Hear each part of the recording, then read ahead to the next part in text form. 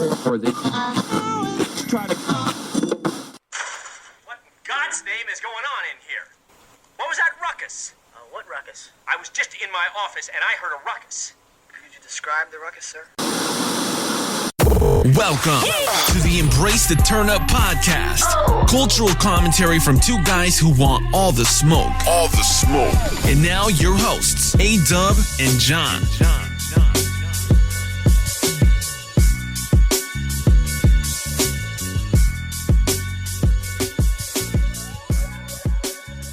Ladies and gentlemen, welcome back to the Embrace the Turn Up podcast. It's your boy, your guy, the pod tribal chief, if you will, the pod guy. It's your boy, A-Dub, the dub of anarchy, if you will. And joining me for this episode is not John. It is my fellow hip-hop expert, hip-hop historian. Of course, I'm talking about the homie Smilez in the motherfucking building. Smilez, what's good, man? Yeah, you know, when it's time to talk some good old hip hop, you know, my guy ADUB had to bring me on. It's time. Yeah, John's doing God knows what. I think he's like, I don't know, in the upside down somewhere.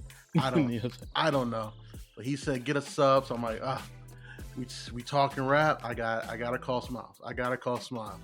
Because Smilez, I don't know if you know, but last week I took off. We took off last week because I was getting home from Mania. Shout out to E-Ray. You didn't show up to the Mania party even though you were in Dallas. You fuck nigga. So he was like, you know, let's take a week off.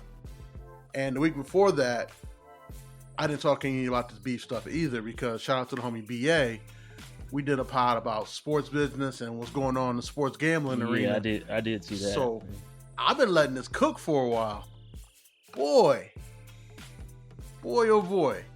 So, to put it in TV terms, when I last left you guys, I said we were going to let the J. Cole response breathe for a day. Little did I know, the motherfucker was going to apologize. Right. Man. So, the disc drops, 7-minute drill. For those of y'all who don't know, he called up the 7-minute drill because J. Cole does this thing where with him and his artist where he's like, all right, you got to write a verse in 7 minutes, which as someone who used to rap, that sounds fucking insane. And I thought it was a good diss. Smilez, what did you think of J. Cole's response before? Yeah, I was like, this is really good. This is one of his 7-minute joints. Like, oh, okay. He flexing that muscle like, oh yeah, 7 minutes. Yeah, I'm showing you. Hey. And then he realized his heart wasn't in it. And that, to me, that was a sad day. I think what we've all noticed about Cole from that apology is that,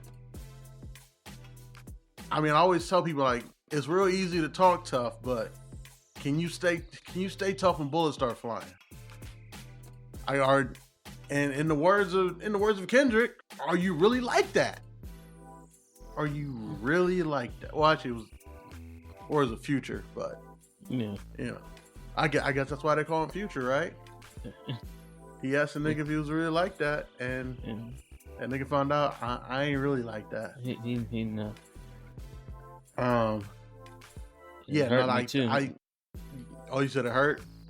Yeah, I was like, as a guy who always says like, yo, I'm like a mixture of J. Cole and like a Wale world. I was like, if I could live my life, it'd be as J. Cole, but I'd be living in Wale's world. Yeah, no, and that's, to me, that's the crazy thing with Cole. I'm like, yo, you've been popping this shit for a long time about how niggas can't see you. I remember on track with Benny, he said, I'm gonna go to hell if Jesus asks for a feature. All of that shit sound cool. But in the words of the nigga great was Kendrick even thinking Lamar, like, yo, is he throwing bars at Benny on the Benny feature? He's Like been throwing bars at everybody subliminally for years. Like, I'm better than all you niggas, and if you really want to test me, I'll prove it. Like, but Benny had to come out and like, nah, he talking to like the other oppositions. He would other niggas. Yeah, They he ain't the talking ops. about. Yeah, Kendrick told you niggas, this is hip hop, so you niggas should know what time it is. And he like, nah. But you know what? I give J. Cole this credit because he decided his heart wasn't in it, so he got his ass out. I don't know if he saw like how the rest of this shit was gonna shape up, but he was like, nah, this ain't for me. Because Drake came back and whoo, Man. whoo, straight up told Metro, shut your whole ass up and make some drums, nigga. No, Right. we got to fight after And that. did you see the most recent Instagram post? Oh, the deep fake with Metro with the drum line? Yeah. Again, we got to fight. Like, hey, there's levels to this shit. I'm all about the bars, but then, nah, we got to. And, like, that's the thing. Like, had it been creative bars, I'm like, all right, if I'm Metro, I'm just going to go get some more niggas, and we're going, you know, Voltron this shit up, you know, Avengers Endgame this shit up. But nah, he just used straight disrespect. Shut your whole ass up and make some drums, nigga. Excuse me? Who a whole ass thing? What? Bet. What was your favorite line in the Drake response? Cause to me that was, now I got a point to make after that. But give me your favorite bars from that Drake response.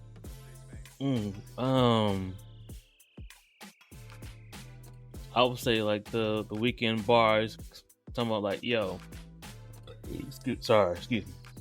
Like, yo, manager was like, you know, Chubb's like little like weed man. What did he say? This nigga weekend out here buying chains and whips and shit for niggas. Shit y'all do for bitches, we do. He said the shit we do for bitches, y'all do for niggas. I was like, yo. Yep. With all this Diddy shit out there, he's like, hey, yo, what's going on? What's going on over there? I've been listening to The Weeknd for a long time. I know they do a lot of coke, so I need to know what's going on over there. I thought that was a great line too. I like the line when he hit Kendrick with like, how you high stepping in some size 7 men's. Right. I was like, damn, that's what we doing now. Foot jokes, that's what we doing now. Short jokes. You know, the internet people was like, we had to find out what size Kendrick Lamar. Did Drake really know who Kendrick was a size 7? I mean, I'm sure, you know, they've been in the same crib. Like, man, I think he got some small ass shoes. I'm like, he might be right, he might not, but I don't know. But do you know whose fault it is that Drake really stepped his game up? Whose fault is it? The same person whose fault it is that Drake is now a better father. The same person's fault it is that Drake's probably now a better friend. Of course, I am talking about one Terrence Pusha T. Horton. I was like, oh my, okay. I was like, because I'm ready for Drake this. tried that. He tried that slick shit when he came back at Pusha T. Mm-hmm. And guess what? It ain't work out that well, did it? No. Did it? He lost that shit so bad. He lost that shit so bad he had to go back into album mode and make another album.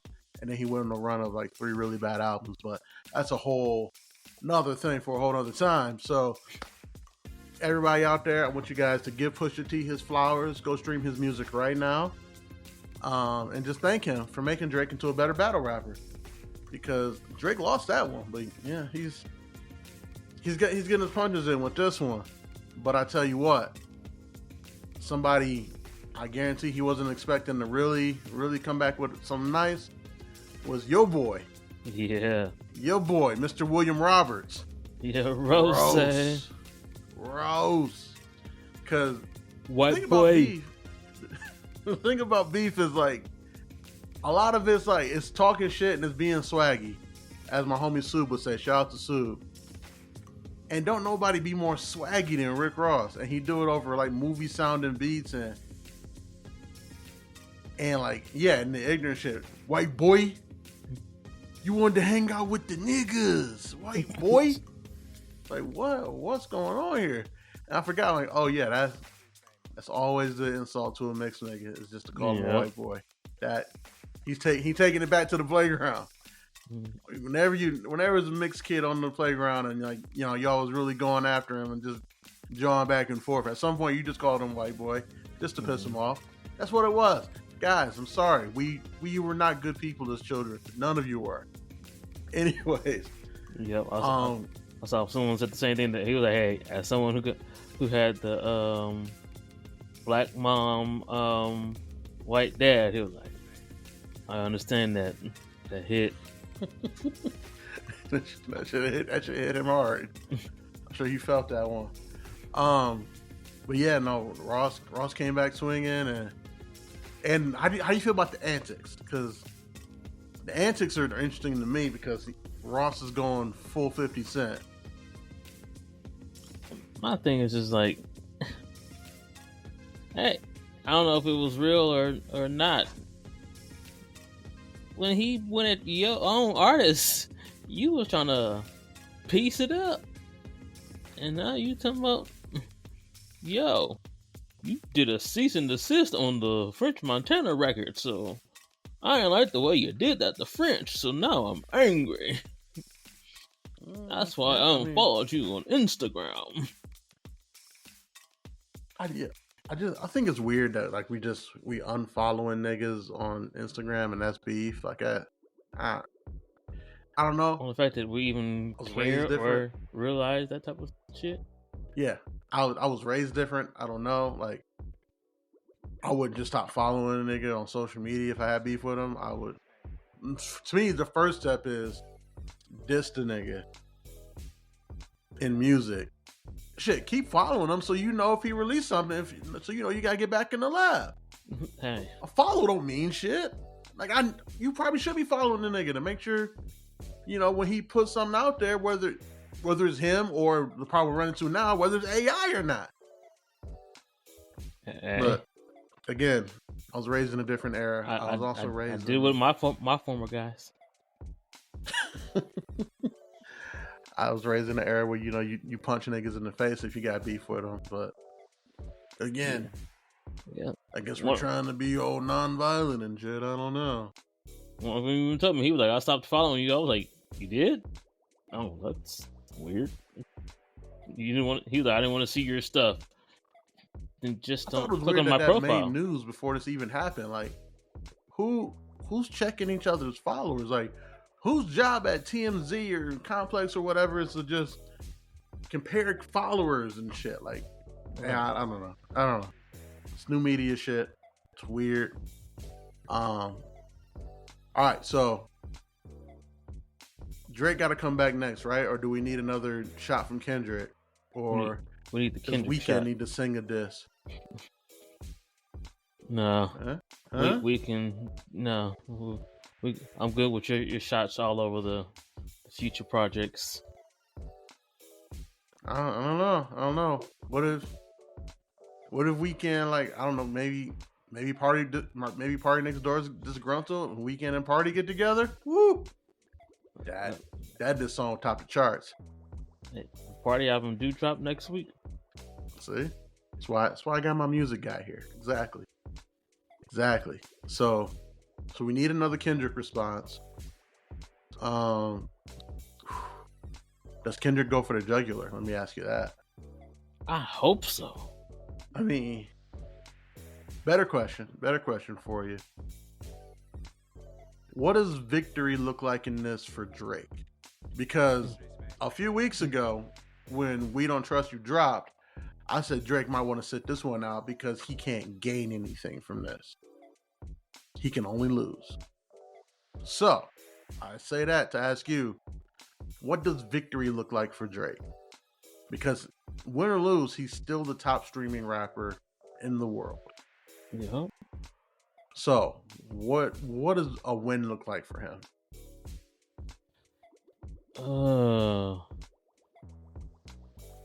I guess just Kendrick not responding to anything and just going to next album mode or next project mode. Don't even address. So at some point, Kendrick and Ross and them stop responding. Is that what victory looks like? Yeah, Ross. He ain't gonna stop. He gonna.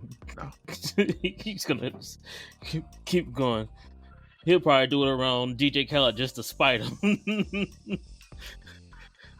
Kind of like, no, don't post that one. Yeah, I mean, I don't know. Like, I feel like Ross like prolonging this is bad for Drake because Ross gonna make some real heavy hitting music that niggas like, damn, yeah, that's cold. Like the song he did about Birdman, Idols Become Rivals. Yeah, that's a legitimate great song in his catalog. And like, I think that's where Drake could lose in this, is that like, if the niggas on the other side of it have great songs in their catalog that are about this. Like, right now, I'm wearing my What's Beef t-shirt, which has like, you know, actual dictionary definition of beef, but instead of dictionary definition, it's the words from Biggie's song. You know, what's beef? Beef is when you need find, you know, all that stuff. Yep. And that's a legitimate great song in Biggie's catalog about the beef with Pac. Again, Ether. That's a legit great song in Nas's catalog. Takeover. You know what I'm saying? But and Blueprint 2, for those of you listening to that song, Hov still won that beef. I don't care what nobody says. Y'all all can eat a dick. So that I think that's where Drake could take an L in this, because he took an L with Push because Push is like, he went for the jugular. But these other niggas he dealing with, Kendrick's gonna go for the jugular, but Ross might just fuck around and make good music about you. Yeah. And I feel like, for me, that would be more upsetting. To have like a song that's like a really good song, like, damn, I like this. But fuck that nigga, man. This shit about me. This ain't fun. You know what even make it even better for me? It's featuring a Meek verse that'll make Tyree go like, damn, even I can't hate on that one. That's Tyree. He can hate. He'll hate. Yeah, he'll hate. So yeah, like, I'm excited because beef is back. Pause. I missed a real good hip hop beef. I really did. Because Jada and Beans, you know, fuck, Push and Drake, you know, Big and Pac, just Eminem and Cannabis and LL Cool J, just Jay-Z throwing shots at the game, like Ja Rule and 50, even though that was pretty one-sided. Like, I miss a good hip-hop beef, because this shit's like, and that's what makes hip-hop so much different than any other genre of music, is that at its main core, it's built on competition. It's built on two niggas rapping on the corner, and it's about me talking about how I'm better than you, how I pull more bitches than you, or how my rhymes are better than your rhymes. And then, you know, as you get to know more niggas and it gets more personal, it gets to be how you a bitch nigga and I'm not a bitch nigga. Let me count the ways type shit. But again, let me do it with these dope ass bars that I got that you don't got, because you not as good as me. And that's what separates hip hop from every other genre. R&B is not a competition. I mean, unless you count all the sneak diss and R&B niggas do to, you know, each other and all the dirty macking and stuff. Not really competition. Country music, not a competition. EDM, I mean, unless you go to a club like they're having like dueling DJs, Smilez, you gotta check that out one day. Shit's dope. But technically not a competition. Pop music, not a competition. Hip hop, yeah, it's competition. And that's what makes hip hop better than everything. And that's why We Still Don't Trust You debut at number 1 on the charts. Shout out to Future and Metro. First artist of 2024 to have 2 albums debut at number 1. I love it. I love it. Let's go. And you know what I really love about, like, when hip hop takes over the top charts, is that listening to the top 40 stations, like, all right, you guys got your top 4 at 4. 3 of the top 4 songs in the country according to Billboard, they're all hip hop songs. What you gonna play? What you guys are gonna play? I wonder. Demi Lovato ain't got nothing new out, huh? What you gonna play there, guys? You wonder. it's a wonder in there. I remember when Panda was #1 song for like 10 weeks in a row. They weren't playing it on top 40 stations. As much as you think they give us a little more credit now because they got us on the Grammys on TV, they still don't fuck with us. I want to remind y'all of that. These white folks still don't fuck with us. Because Like That is the #1 song in the country according to plays. Guess where it won't be? Mm-hmm. On your iHeart Top 40. What do I know? What do I know, Smilez? What do I know? With all that being said, I love Rap Beef. It's the greatest shit in the world. Right. Like, I didn't even know he had issues with Ja until the push-ups joint. I was like, hold on, wait, huh? You got issues with Ja Morant? What? Oh yeah, I tell you what. That's one nigga. Huh? Listen, if you ask me, could I beat up Ja Morant? I'm like, yeah, I got hands for that nigga, but he shoot niggas. And he just beat one case. Talking about pulling a gun, beating up that 15-year-old with self-defense. So he might feel invincible right now. He might feel invincible. So he might be a little more dangerous. I watched a lot of superhero shit, and when the bad guy starts feeling like he getting away with shit, he started doing more crazy shit. So I don't know. But Smilez, let's get back into it. Might delete later. Yeah. All right, so we do a rating system over here. We do it in buffs because I'm a Detroit nigga at heart. Out of 5 buffs, how many buffs would you give Might delete later? If you just include, because he only released 2 of them, right? Or you talking about the project? Talking the whole project. Okay, I'm sorry, I don't think about the whole series or whatever. Project. Not thinking about what happened afterwards. I'd have to say a very strong 4 buffs. 4 buffs. Okay. I'm right there with you. 4 buffs. Yeah. Yeah. I mean, before the apology, it might have got like 4.5. Right. I was like, after the apology, that takes a little bit of wind out. But again, and then you check streaming and you like, oh, he really did delete the song. That's fine. It's the internet. Nothing's off the internet forever. Let's be real. Yeah, I was like, it's always going to be on YouTube. Yeah. But, after having some time to reset with the album after the apology, I'm like, you know what? Still 4 buffs. Ready 24. Oh, yeah. Are you ready? Because he teased us with having Cam on the last project, just doing an intro. Right. But to get a 16 from Cam on the I'm Ready beat, it warmed my diplomatic heart, let me tell you. I was like, I need a small project from Cam and J. Cole right now. That would be fire. Let me see. The intro, pricey. Who knew you wanted to hear Gucci Mane read poetry until J. Cole would say, hey, Gucci Mane, I need you to read some poetry. Right. And who knew Young Dro wasn't in jail still for throwing that, what was it? Played a hot grits on that girl or something like that? Yep, that's what it was. I think it was like I thought he was still in jail for that. But apparently he's not. And J. Cole put us out to J. Cole, man. Just giving niggas opportunities that they don't get them no more.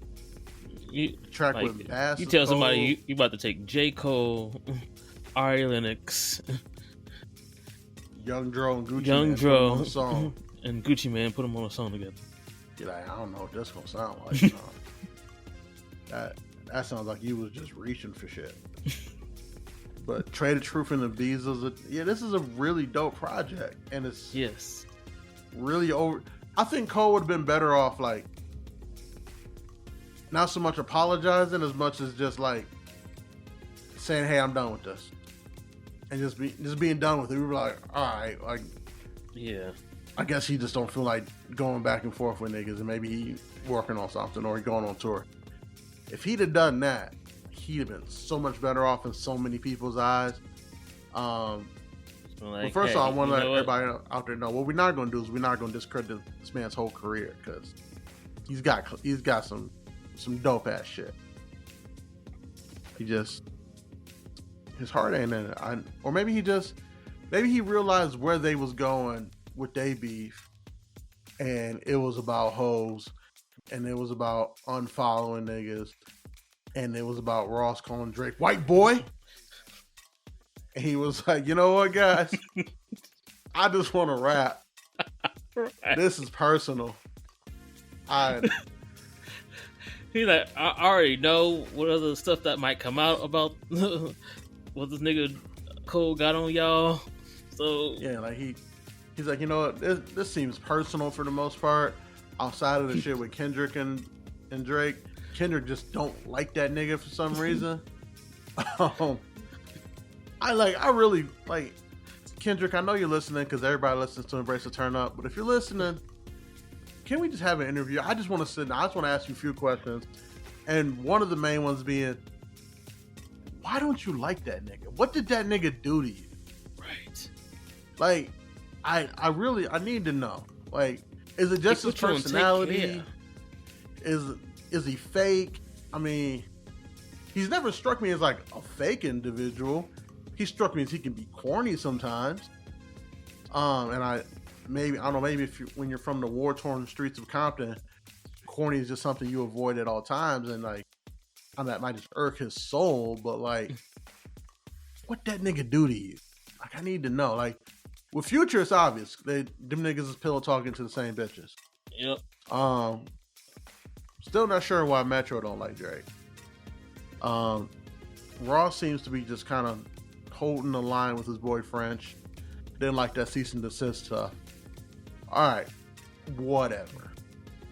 Which is also funny when I bet French is probably like, nigga, I did not want that news coming out. Yeah, I don't know. I wonder if French gets involved. Yeah, because he said he was working on a documentary that was supposed to be like co-produced by him and Drake. So that's why I'm like, he probably like, nigga, I was trying to, forget that. I'm trying to work on some other business. Yeah, I don't know. Yeah, this shit crazy. But moving right along, Smilez, we had the second album from Future and Metro Boomin, which I just talked about, debuted at number 1. Yep. We Still Don't Trust You, which is a double disc. Smile. Give me your buff rating on We Still Don't Trust You. Okay. All right. No, you talking about the whole like 25 thing, or just the real main like 18? No, give me the whole 25. I can't honestly get that because like after a while it got to be going too long, and I was just like, this is going too far. I was like, what are the songs that people were talking about that got the features on it? Damn, Smilez. So I was like, if it will say like the main 18, because I probably got through about maybe 12, 13 of them, I would say a strong 4 buffs. Okay. I would say 3.75 because it's not as good as We Don't Trust You, but it's still a damn good album. The track with Cole is fire. Love it. Gracious with Ty Dolla $ign. Ty Dolla $ign in the Future is like a mixture of singing niggas that I didn't know was going to sound as great as it did. And I was like, I think I need more of this. This is kind of great. Obviously the song with Rocky is great. I think Rocky, again, I'll say it until I'm blue in the face. A$AP Rocky is one of the most underrated rappers to ever pick up a microphone. And he's in his beat too. Albums were great. Like, yeah, all Rocky's albums are great. Yeah. The first one probably being a classic, if we're being honest. I think there's enough time removed that I can say. Yeah. Which one? Long Live A$AP? Yeah. Classic. At long last, A$AP. Great. Testing. Great. Rocky, he's just good, man. And he's in this beef too. Had to let that nigga Drake know he hit it first. Ray J voice. Yeah, I was like, oh, yo, that's wild. If he also touched Drake's baby mama, like, damn, I got your baby mama and I got the woman of your dreams. Yeah, they talking about Drake got got his baby mom's pregnant during running the train, which is nuts. Nuts. Yeah, I don't. If that's true, and that came out from that, I don't know how you come back from that. Right. And like you survived the Drake outing your baby moms as a porn star, but if it gets confirmed by I don't know, Rocky or some other niggas that hey, a bunch of niggas was running a train on her, and you got her pregnant, then oy. Oy, yeah.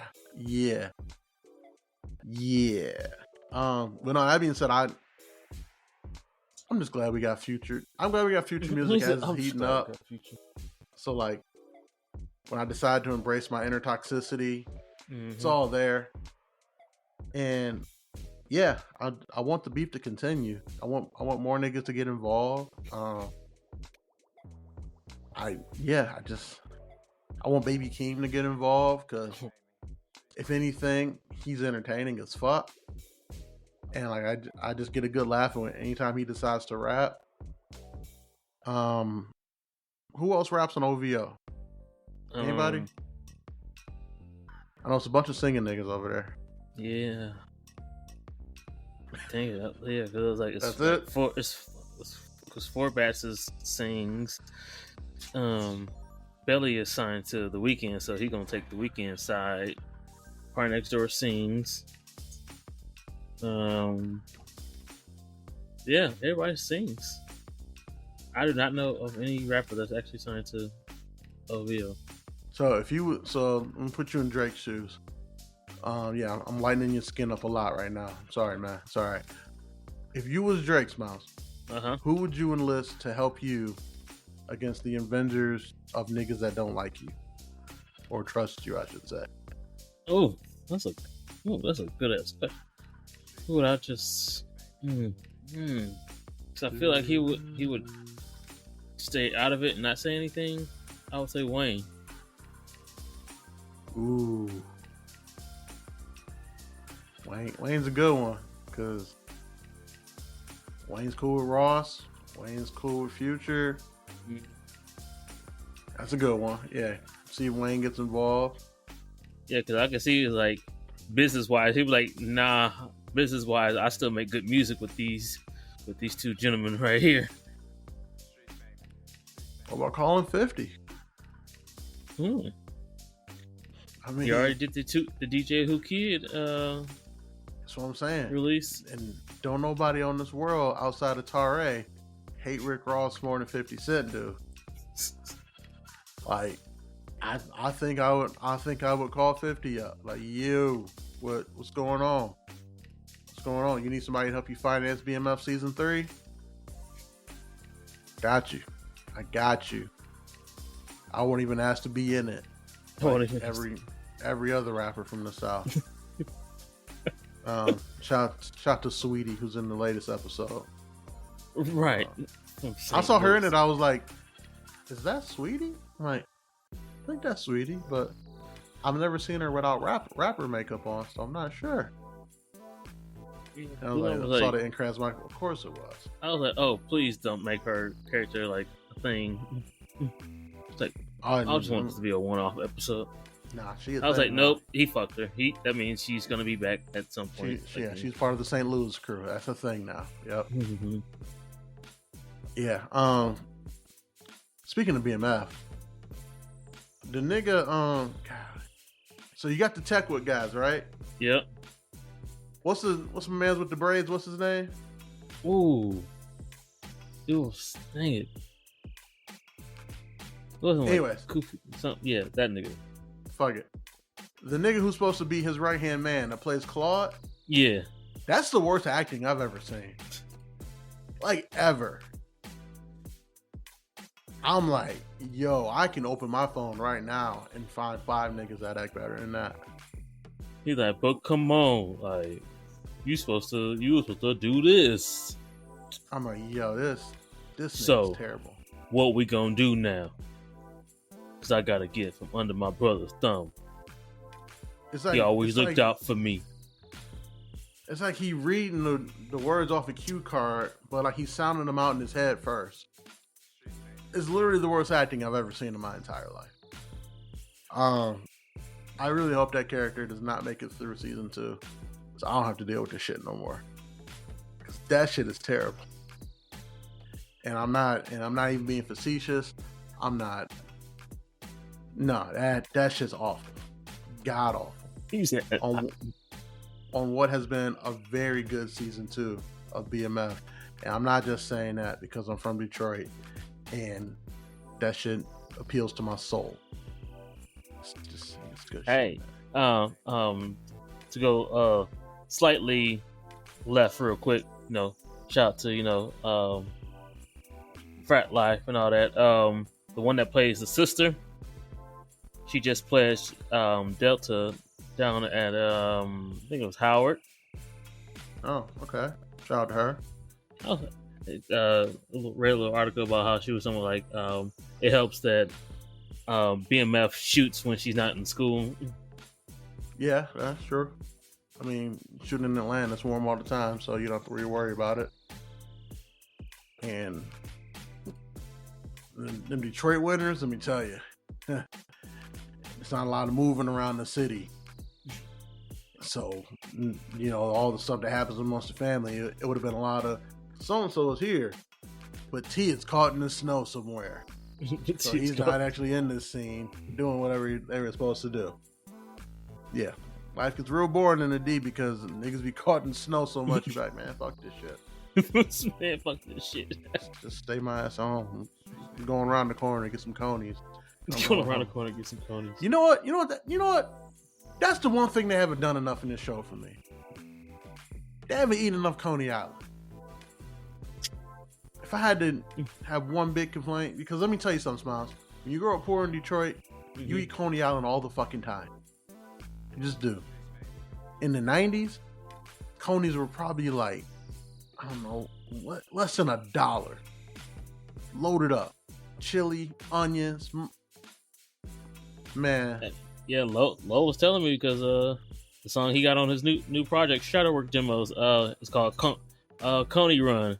And each verse starts off with him comparing like 2 different Conies. And I was like, shit, that's a lot of Conies. That's 6 Conies. Just he's like, yeah, and that's just in my neighborhood. Oh, like you saying like that's a lot of Coney Islands? Smilez, there's a Coney Island every 3 blocks in Detroit, and especially all the bordering suburbs. Now, the further out you go in the suburbs, like when you get into Troy, Farmington Hills and stuff, aren't that many Conies. White people got money. But Detroit, Oak Park, Southfield, man, Conies everywhere. Like, whenever I go home, that's the first thing I do is I go to Coney Island. I don't matter. Like, I might get a Coney dog, or if I'm not feeling a Coney dog, chicken tenders, wing ding meal, like, the Euro. God, I need to go home now. But yeah, man, like that's the one thing they haven't done enough in this show is eat some Coney. Yeah, like I feel like anytime I can't T always want to be eating in y'all spot all the time. Yeah, I feel like anytime T is just with his niggas, if they're not at his restaurant, they should probably be eating Coney, because that's just what we did. And they were. And back in the day, not all of them are like this anymore. COVID shut a lot of that shit down. But Coney's was open 24 hours, Smilez. So you talking about like 700 restaurants in the city open 24 hours a day. It was great. It was phenomenal. I miss it so much. Nowadays, a lot of them not open 24 no more. But that was one thing in Detroit I always loved. Like, you could always get you some good food. Late night, end of the night, right before the sunrise, it didn't matter. There was a Coney near you that was open. And again, back in the day, this is before everybody had a GPS and Google in their pocket. You just had to hope a nigga that was with you knew around you where you were. If you didn't know, there's a Coney down here that I know is open right now. And we would just go. Matter of fact, shout out to the homies at the Let Me Book Pod.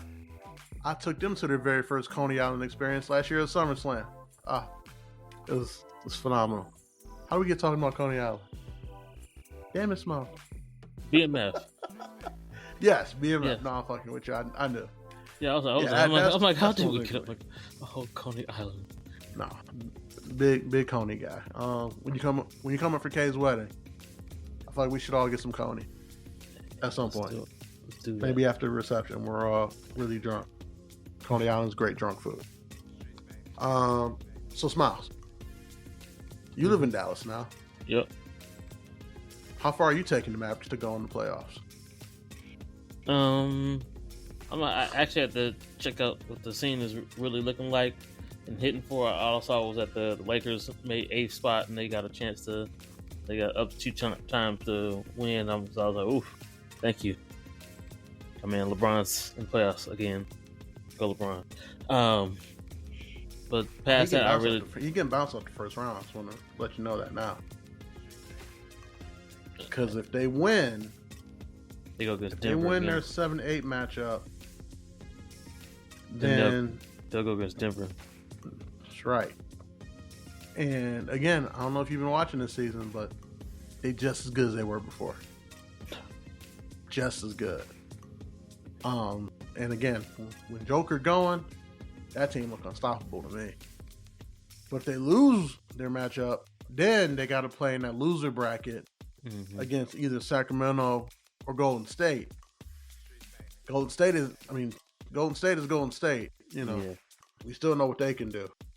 And Sacramento, I don't want to Clay get going. Sabonis has been cooking Anthony Davis all year. Every that's time, what I heard. They said like he's lost all 4 matchups or whatever. Sabonis been putting up 30 on that man like it's nothing. He see Anthony Davis out there, he's like, ooh, food. It's time to feast, boys. I'm about to cook him. So they're going to have to sink off help to try to help him.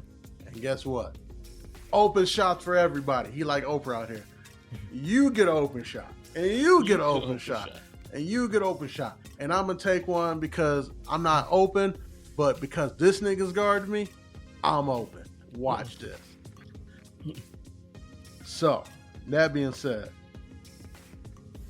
again, how far are you taking your new hometown Mavericks to go in the playoffs? They got the Clippers in the first round. Ooh, that's a good matchup. Clippers. Ooh. I'll say finals. Western Conference Finals. Against who's number 1 right now? OKC, them young boys. Oh well, yeah, they'll definitely lose against them if they somehow got them in the finals. Yeah, I was like, yeah, they'll lose to the Thunder in the finals if some came that way. Well, I'm pretty sure. No, yeah, they would play the Thunder in the second round. Oh. Ooh. No, I think they would win the second round. Just because, like, hey, we still got a little bit of that veteran mindset. We're gonna just let y'all know, like, hey, welcome to the big leagues. So you taking the Mavericks to go to the Western Conference Finals? Who are they playing against? Denver, Minnesota, Phoenix. Because let's be real, whoever ends up playing Denver in the first round is going to lose to Denver. It doesn't matter who it is.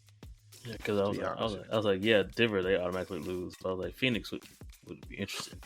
Yeah, losing to Denver in the Western Conference Finals. All right. So Smilez is picking Dallas and Denver in Western Conference Finals. I mean, the East is a crapshoot. Honestly. And I'm honestly in the West, I'm going chalk. I'm going Denver and OKC. I need to see it happen. The OKC got them young boys, but Denver is a well-oiled machine. In the East is much more interesting to me because we got Boston at the top, but they fold like bad poker hands. The Heat are playing the Sixers in the play-in, and the only reason the Sixers are in the play-in is because Joel Embiid was hurt, but Joel Embiid is back now. So you wonder, like, are the Sixers just gonna like steamroll through everybody else?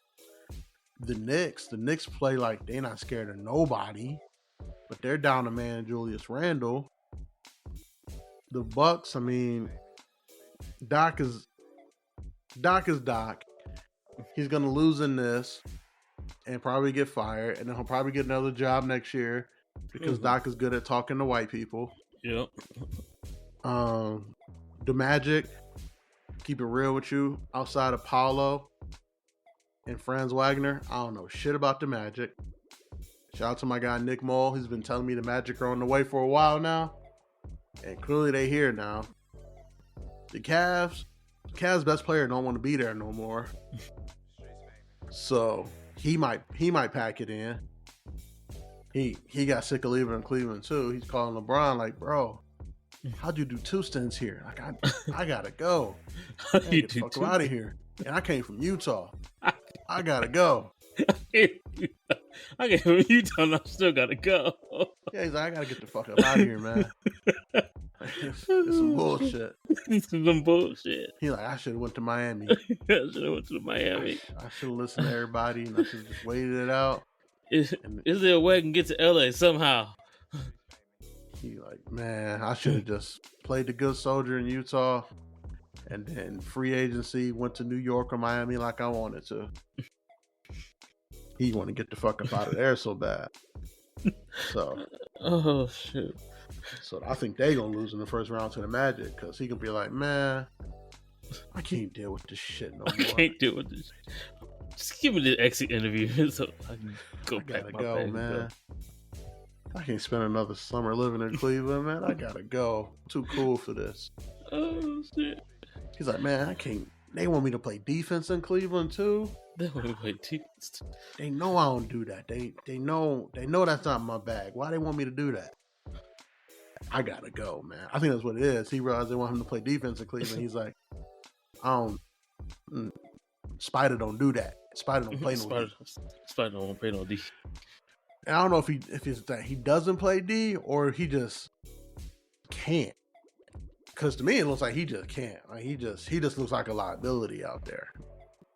Some niggas you like, they try, but they just not good at it. Like Carmelo Anthony is the one that always comes to my mind. Like Carmelo always tried. He always tried on defense. He just wasn't really good at it. That's why they won that championship in Syracuse, because when you do a 2-3 zone, you can hide a lot of defensive inefficiencies. Uh-huh. And then you can just let Melo, who was the best player in college basketball, just cook. And that's what he did. But in the East, I don't know, man. I don't know. I mean, fuck it. Boston's coming out of the East to lose to Denver again. It'll go 6 games, but it'll really be over in 2. Dang. Because I say that because, like, when you see Denver rattle off their first 2 wins, you're gonna be like, "Oh, Boston can't beat this team." But then, like, you know, Tatum and Brown, they're superior athletes. They're gonna pull off some lucky shit in 2-4 quarters. But you're gonna be like, "Oh yeah, no, it can't consistently beat this team." So it'll go 6. I'm putting it at a clean 6. What do you think? What's your finals prediction? I like that. Denver in 6 over Boston. Mm-hmm. You're welcome.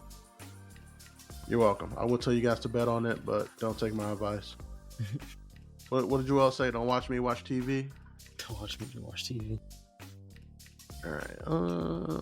What else we got on here, Smiles? What else we got coming up? Ready? What? Oh, Smiles. You got Amazon Prime, right? Because everybody got Amazon Prime. Yeah. I need you to start watching Fallout. Do you ever play the game? Nope. Me neither. But that show is fucking spectacular. Like, I don't know if it's true to the game. I will say costume-wise, it looks pretty damn true to the game. Okay. But the story they're telling about this post-apocalyptic world, it's so good. It's so good. I got 2 episodes left. It's so good. I thought I was tripping. I'm like, maybe I want this to be good so bad that I'm tripping. And I checked all the review sites, glowing reviews, if you will. Yeah, I was like, because I saw a number of good reviews. We got that Borderlands movie that has Kevin Hart in it. That looks pretty good. Yeah, I did see the trailer for that one. Last of Us had the whole world in a chokehold. I still haven't finished watching Last of Us yet. That shit was heavy. Yeah, I still have to watch that. Halo Season 2 is such good shit. The Mario Brothers movie. I think the run of bad video game properties is over. So let me ask you this question. What video game do you want to see the TV/film producers grab out and make into a movie? Oof. No, really think about it. Like, it is a really good run of like video game quality stuff. Yeah, and you can't say Pokemon. I know Pokemon is your shit, but we got like 45 Pokemon movies, so you can't say that one. Right. They tried with that Detective Pikachu bullshit. That was a good movie. It was overall it was good, but it was just like, I think it's too far apart for another one. But I still think they come out with another one, whatever. But what's another property? Ooh, Street Fighter. Can't say Resident Evil. We got 7 of those already, and most of them are bad. What about another Street Fighter? Ooh, okay. I mean, the last one was terrible. It was one of the worst movies I've ever seen in my entire life. But you know what? Let me ask you this, because I feel like the world is pretty split on this one. How'd you feel about the last Mortal Kombat movie? Because E-Ray hates it. Oh yeah, it was bad, but I'm also one that likes bad movies. I'll like acknowledge that I know it's bad, but it's enjoyable to me. Okay, because I didn't think it was that bad. Like, It wasn't that bad, but it was bad. Like, not to have a sequel. well, I want them to have a sequel so they can like look at everything they did wrong and get it right. Because they got some things right. Costume design, the fights were pretty good. I didn't like the explanation of how like they got powers and stuff. Yeah. I was like, like, I don't know what Pimp said it once upon a time, but everything that's understood don't need to be explained.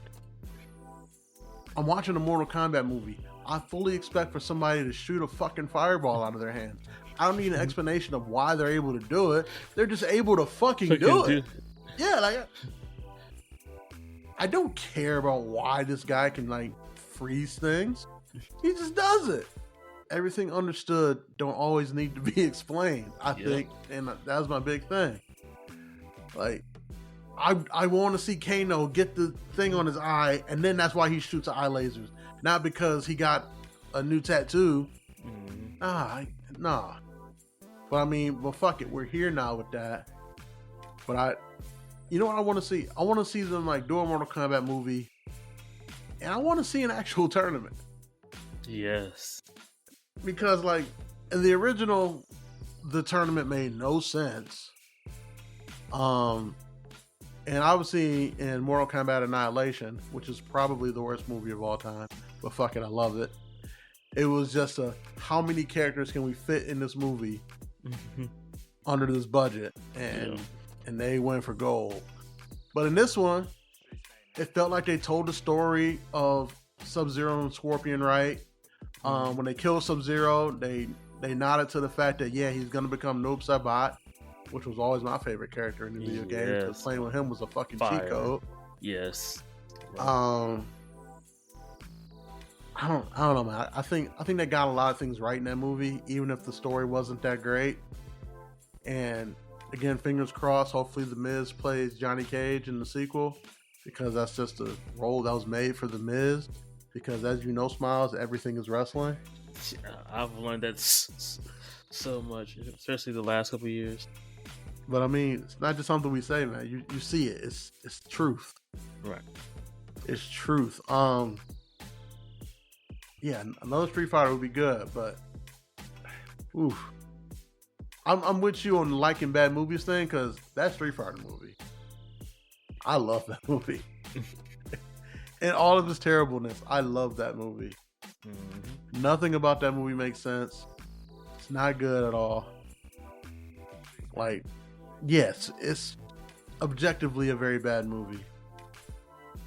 But the funny part about that is, it's not the worst video game movie that came out in the 90s. I tell kids all the time, I say, yo, y'all know how good y'all got it with that Super Mario Brothers movie. Super Mario Brothers movie I had growing up. Oh, yeah, that was trash. That's bad cinema right there. Let me tell you something, brother. The Double Dragon movie? Oof. Rough go of it. I'm trying to think of what movie I wouldn't mind them turning into what video game I wouldn't mind.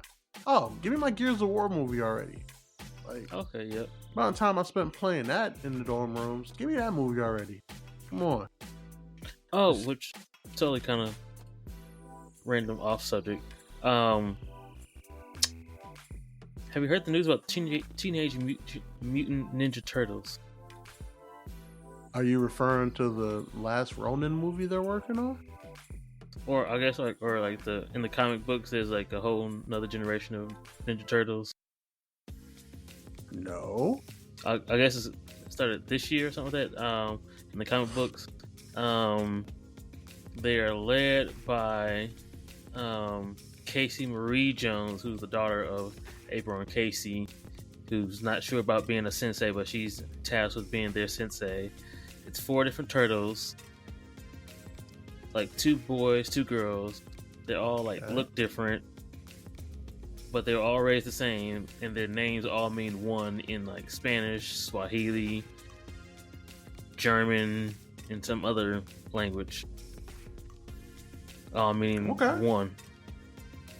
Okay, that's interesting. I'm not mad at it. I like the idea of like giving kids their own characters to latch onto in an existing universe. Like, I like that idea. Okay. And I'm cool with them kind of getting away from like the Renaissance painter thing, because that was specific to Splinter. He named them that because if I recall, his master was like big in the Renaissance painters, and they had those books down there. But if you have a whole new group of kids, maybe who's ever raising them was big into linguistics. I don't know. Yeah, because I was reading about it. They said it was basically the whole fact that they're still a team, even though they're all each one individually like great or whatever. They're still a whole team. Like you are one, but you're also part of a team. Okay. Not mad at it. Not mad at it. But I also saw they're developing the Teenage Mutant Ninja Turtles comic Last Ronin into a live action movie. And for those who don't know, Last Ronin is, I believe, Ralph is the last surviving turtle, and he gets busy essentially. He goes at it. He goes at it with the Foot Clan and everybody. But he always has the headbands of like all his brothers and stuff. And now he has all the weapons. And they say it's a lot darker, which the original Teenage Mutant Ninja Turtle comics were very dark. A lot of motherfuckers died. Which is why the first movie is really dark, which people don't really remember. But yeah, no, that sounds dope. And in other movie news, Keanu Reeves, shout out to that guy just taking every side mission that he wants, decided he wants to be the voice of Shadow in the 3rd Sonic the Hedgehog movie. Right. What do you think about that? So we're gonna get Keanu versus Idris Elba at some point. Yeah. I was just excited just because the characters that Keanu has been playing lately anyways, because I'm like, oh, he's perfect for a shadow role. Already makes sense. I'm already excited with the Idris Elba Sonic the Sonic Knuckles TV show. So yeah, that looks like a. Hopefully, Paramount puts all the episodes out at the same time. That's like a fun Saturday morning. mm-hmm. You know, looks to be funny. And Knuckles with his deadpan, not trying to be funniness, and the actor playing old dude, I forget his name, but he was in the short-lived sitcom Happy Endings, which if you've never seen that, Smilez, it's a perfect television show. Why ABC decided to end it after 3 seasons is beyond me, but when I tell you, it's a perfect television show. Perfect. Check that out. It's a 30-minute comedy sitcom. You'll love it. Let me know when you start watching it. It's a perfect show. Perfect. What else we got on this rundown? I was gonna say also with the shadow thing, they said one scene that was shown, I guess, the trailer was, Knuckles like another hedgehog, because that last one that I battled didn't even give me like a run for my money, and Sonic was just like, you know, I'm standing like right next to you, right? Yeah, I can't wait. It's gonna be good. It's gonna be good. Those Sonic movies they're just enjoyable. Mm-hmm. I'm not gonna sit here and tell you they're good movies. They're just enjoyable. I have fun watching them. Last up on this rundown, Smiles.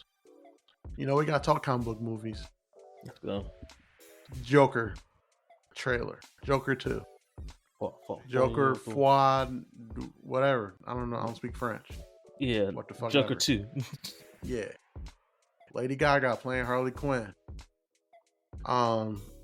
They took some ventures away from the comic book. Harley Quinn is also a mental patient along with Joker.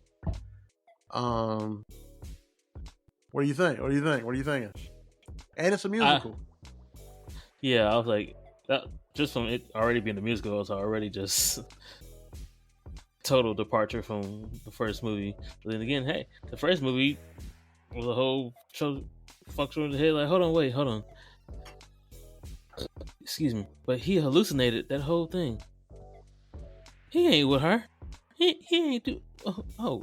So I don't know what to expect from this movie now. I'm just ready to see, hopefully, an enjoyable movie. Well, I mean, if you're a cultured man like myself, you know that musicals can be awesome. You know, what you call it?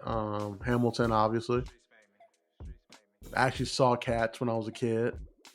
I think it was good. I don't really remember. I think it was good. Remember people in cat costumes.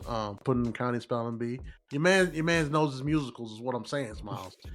And not the ones on the Chitlin circuit either. Not them Tyler Perry ones. The real ones. So I'm interested in this one.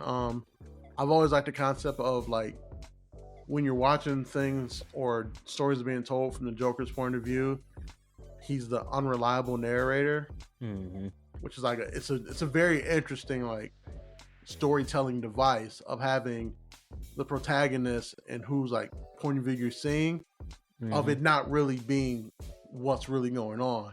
You know, they say like there's 3 sides to a story: your side, my side, and the truth. With the Joker being a legitimate crazy person, his side is not only not necessarily the truth, but it's distorted by his mental illness. So that, to me, that's an interesting like storytelling device. Yeah. That's why the story in Dark Knight about how he got the scars was always different, no matter who he told it to. Unreliable narrator. It's a very interesting, like I said, this is a very interesting device of how they tell stories. That's pretty cool. Think about that, like unreliable narrator, like, but it's still their truth at the end of the day. Exactly, it's their truth, but it's not the truth. So when you combine that with like psychosis, it becomes very unreliable. So truthfully, Harley could still be the doctor in this, but Joker sees her as his equal, as someone who is also, you know, in this mental institution because she's crazy. Yep. So, you know, it's going to be interesting to see how they tell that story. I saw another thing come out in comic book news is the name of the Thunderbolts movie is Thunderbolts with an asterisk at the end. Yeah. And they said they're not going to explain the asterisk until after the movie comes out. So now, in my content brain, like I need to know. I'm like, is the asterisk because like the government wanted to call them the Dark Avengers, but Tony had Avengers copywritten, so they called them Thunderbolts? And I don't know. I have so many questions that I can't ask anyone without like the Disney assassins coming to kill me. And Lord knows I don't want like a Mickey Mouse ninja at my doorstep, so I'm gonna leave that alone. I saw one person say it's an allusion to some character that's supposed to be in there, Sentry. Ooh. Sentry is supposed to be the main villain in that one. I've heard that. And Sentry's like a Marvel offshoot of Superman. Okay, yeah. So that's interesting.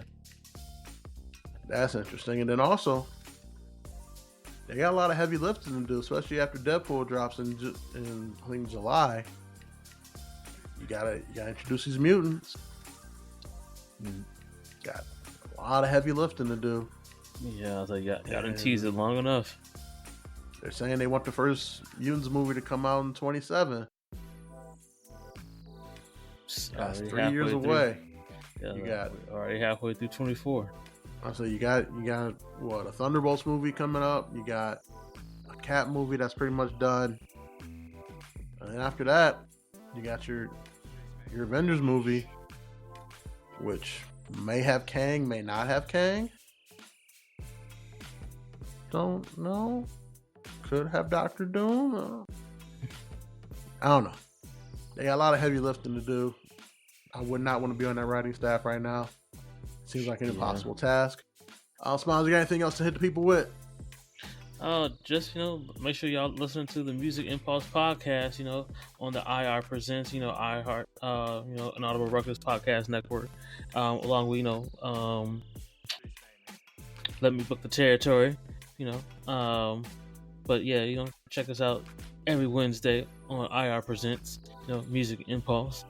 Follow me at Music Impulse, MUSICMPULSE. Tune into the Twitters, the Instagrams, the X's, all that stuff is called. It's Music Impulse. Buy a shirt. There it is. Buy a shirt, guys. Smilez, I want to thank you for hopping on with me. Shout out to the whole Anaudiverse, Low, E-Ray. Shout out to the homies on Blurs in the Trap. Yeah. And yeah, like he said, the greatest wrestling podcast of all time. Every Friday, Let Me Book the Territory. And of course, every Tuesday, the vibes over here. Embrace the Turn Up. Guys, follow the brand Embrace Up on Twitter. Embrace the Turn Up on IG. I promise I will get my personal Twitter back going. I don't know, a few days or so. Whenever I get around to it, it'll still be ADUB1220 on everything. Until then, everybody, just let us know if you like that. Peace. Hey. Or